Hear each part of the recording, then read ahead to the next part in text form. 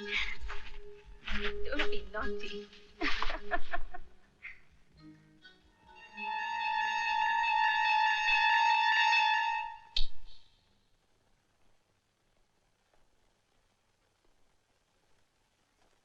बहन,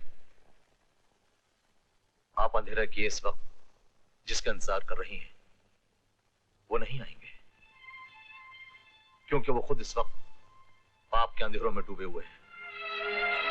क्या मतलब है तुम्हारा? मतलब ये कि वकील महेंद्र प्रताप बूढ़े सक्सेना की जवान बीवी के साथ गुलछर्रे उड़ा। क्या? हाँ? जी, आप? मैं एडवोकेट महेंद्र प्रताप की बीवी गीता इस वक्त उन्हें यहाँ से ले जाने आई हूँ। एडवोकेट महेंद्र प्रताप इस वक्त यहाँ कैसे? वो तो मैं नहीं जानती, पर इतना जरूर जानती हूँ कि इस वक्त वो यही हैं। जी, जी, आइए, आइए। आप यहाँ बैठिए, मैं देखता हूँ।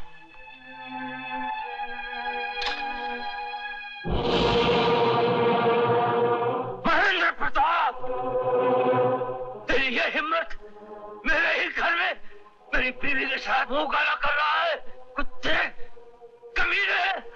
डार्लिंग, उससे भी तुम्हारा शरीर कांप रहा है, तुम्हारा ब्लड प्रेशर बढ़ जाएगा। जाओ गोली खाकर सो जाओ। आज मैं गोली खा के नहीं, तुम दोनों को गोली खिलाकर सुला दूंगा।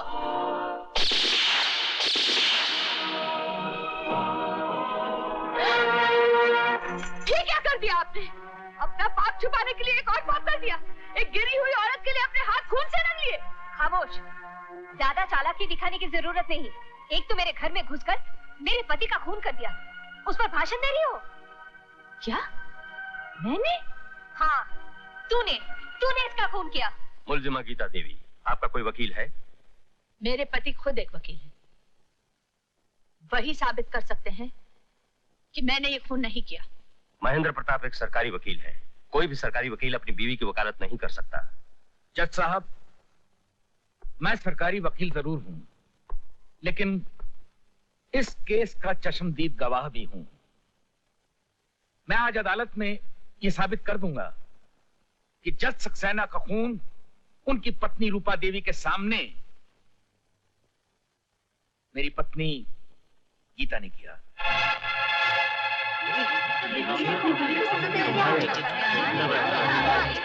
Order, order. बरसों पहले इसके पहले पति की मौत के बाद मैंने इस पर रहम करके इससे शादी कर ली, पर मुझे शादी के बाद पता चला कि ये औरत बदकार और बदचलन है। और जिसके गवाह थे जज सक्सेना, इससे पहले कि जज सक्सेना अपनी जुबान खोलें, इसने उनके घर जाकर उनकी पत्नी रूपा देवी के सामने उनको गोलियों से भून दिया।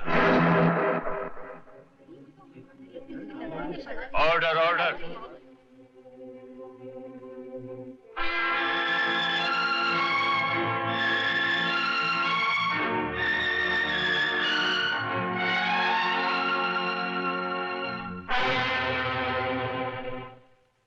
तमाम गवाहों और बयानात से यह साबित होता है कि मुलजिमा गीता देवी ने जज सक्सेना का कत्ल किया है। लिहाजा अदालत ताजीरात हिंद दफा 302 के तहत मुलजिमा गीता देवी को 14 साल कैद बामुशक्कत की सजा सुनाती है।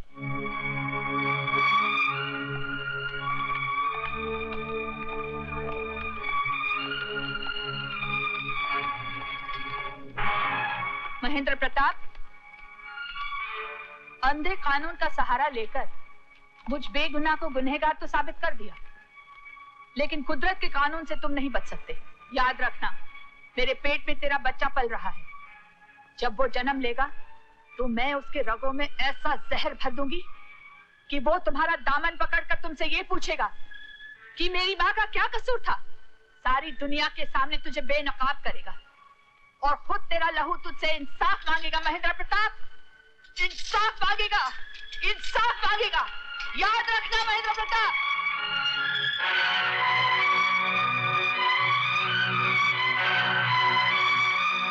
मुन्ने मुन्ने मुन्ने चुन्ने रे, चुन्ने चुन्ने चुन्ने चुन्ने चुम्मा ले।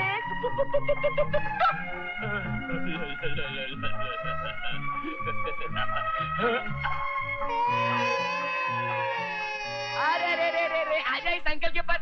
अरे रे रे रे, रोना नहीं। अरे रे रे, आजा आजा आजा आजा। अंकल बहुत कुछ लेके देगा। बैठ जा। बॉल चाहिए? अरे रे रे रे रे। अंकल मेरा बॉल दो ना। अरे अरे बॉल बॉल। अरे अरे बेटा, अरे बॉल। हाँ बहन, कब तक ये बच्चा तुम्हारे साथ जेल में रहेगा? अब ये 5 साल का हो गया है। इसे पढ़ना लिखना है, बड़ा आदमी बनना है। हाँ भाई साहब, यही सब सोचकर कल मैंने जेलर साहब से बात की। उनसे कहा सभी कागजी कार्रवाई करके राजू को आपके हवाले कर दे। हाँ गीता देवी, मैंने कागजी कार्रवाई मुकम्मल कर ली है। कल ही आकर बच्चे को ले जा सकते हैं। बस बस बस बस, बातें करते रहोगे या बच्चों को कुछ खिलाओगे भी? अब तुम ले ही आई हो तो अपने हाथों से खिला दो। नहीं, ये सब मैं खाऊंगा। ऐसा नहीं करते बेटा, सब मिलजुल के खाओ।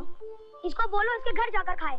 मोहन बेटे, ये घर तुम्हारा ही नहीं, आज से ये घर राजू का भी है और हम सब मिलजुल कर ही रहेंगे। हाँ बेटे, तुम्हें अपने पिताजी की तरह ड्राइवर नहीं बनना है, पढ़ लिख कर इंस्पेक्टर बनना है। और राजू, तुम्हें जज बनना है। तुम अपने भाई को पढ़ाओगे ना? हाँ, मैं इसे जरूर पढ़ाऊंगा, चाहे मुझे कितनी मेहनत मजदूरी करनी पड़े। मैं आपका सपना जरूर पूरा करूंगा माँ। शाबाश। हाँ हाँ, मैं भेड़िया था, मगर मुझे भेड़िया बनाने वाली तुम हो। तुम जैसी अय्याश और गुमराह औरत के लिए मैंने अपनी बेगुनाह बीवी को मुजरिम बनाकर जेल की सलाखों के पीछे धकेल दिया। तुम तो कहते थे वो पुरानी किस्म की घरेलू घटिया औरत थी जिसे तुम बोर हो चुके थे। लेकिन अब मुझे एहसास हो रहा है कि वो पुराने किस्म की घरेलू और घटिया औरत तुम जैसी हाई सोसाइटी की बाजारू औरत से कहीं ज्यादा अच्छी थी। वो तो दीवी थी, लेकिन मैंने उसकी कदर नहीं की। दौलत की लालच में आकर मैंने उस पर कितने समझाए। वो मेरे बच्चे की मां बनने वाली थी और मैंने उसे धोखा दिया, उसके हाथों में हथकड़ियां पहना दी। शायद उसी की सजा भुगत रहा हूं।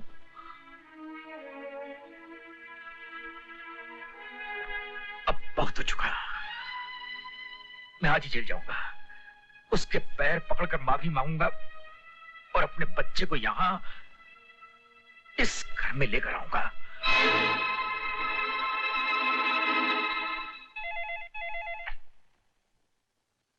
हेलो, मैं रूपा बोल रही हूँ। हुक्म करो। कुछ दिन पहले जेल से महेंद्र के नाम एक चिट्ठी आई थी जिसमें लिखा था कि गीता ने जेल में जिस बच्चे को जन्म दिया उस बच्चे को ले जाने के लिए जेल वालों ने महेंद्र को जेल बुलाया है, लेकिन मैंने वो चिट्ठी उसे दी ही नहीं। रूपा डार्लिंग, जिस हाथ भर के बच्चे से तुम परेशान हो और जो कांटे की तरह तुम्हारे मन में चुभ रहा है, उस कांटे को मैं इसे उखाड़ दूंगा जैसे लोग मस्केम से सुई निकाल लेते हैं। बहुत जल्द तुम्हें खबर मिल जाएगी कि हनुमान प्रसाद के घर में पलता हुआ महेंद्र प्रताप के खानदान का चश्म चिराग मेरी मामूली सी फूंक से बुझ गया।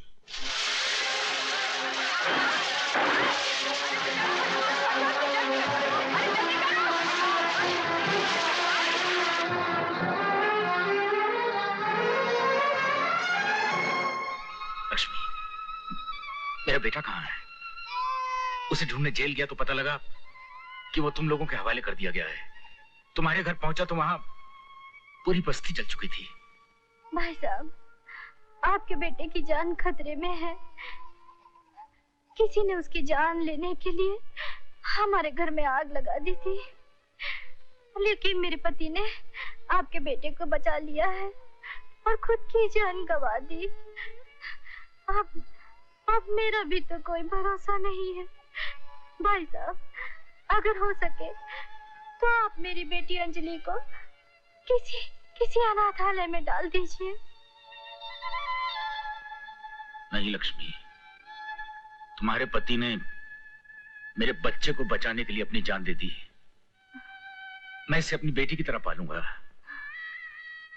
मैंने दुनिया के साथ बहुत नाइंसाफी की है, ये बहुत बड़ी वकील बनकर दुनिया को इंसाफ दिलाएगी।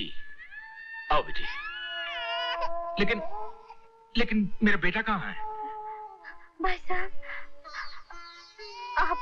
आपका लक्ष्मी,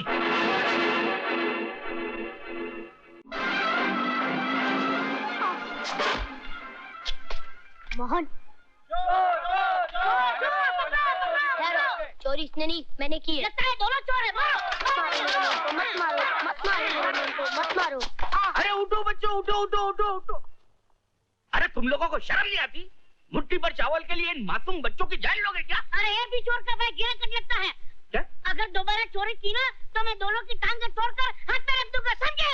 चल बे। चलो भाई चलो। जाओ बच्चों जाओ। देखा, 2.5 फुट का होके 6.5 फुट की बात करता है ये आदमी। भैया, मैंने तुम्हारे लिए खाना लाया था और तुमने मेरे लिए मार खाई। देख मोहन, आज के बाद तू कभी चोरी नहीं करेगा, क्योंकि तुझे पढ़ लिख कर पुलिस इंस्पेक्टर बनना है ना। तुझे तेरी माँ का सपना पूरा करना है ना। वादा कर कि तू अब कभी चोरी नहीं करेगा। मैं वादा करता हूँ भैया, मैं वादा करता हूँ। अरे रोना नहीं, वरना तुम दोनों भाइयों का प्यार देख के मुझे भी रोना आ जाएगा। बेटे, कहाँ रहते हो? इस दुनिया में कोई अपना ठिकाना नहीं, कोई अपना नहीं। अरे जिसका कोई नहीं होता उसका ऊपर वाला होता है, और कभी कभी नीचे वालों को ऊपर वाले की ड्यूटी संभालनी पड़ती है। तूने कहा ना कि तुझे तेरी माँ का सपना पूरा करना है, तो कुछ काम धंधा करना पड़ेगा कि नहीं? तो तू मेरे साथ चल, तमाशा करना और सारी दुनिया को तमाशा दिखाना।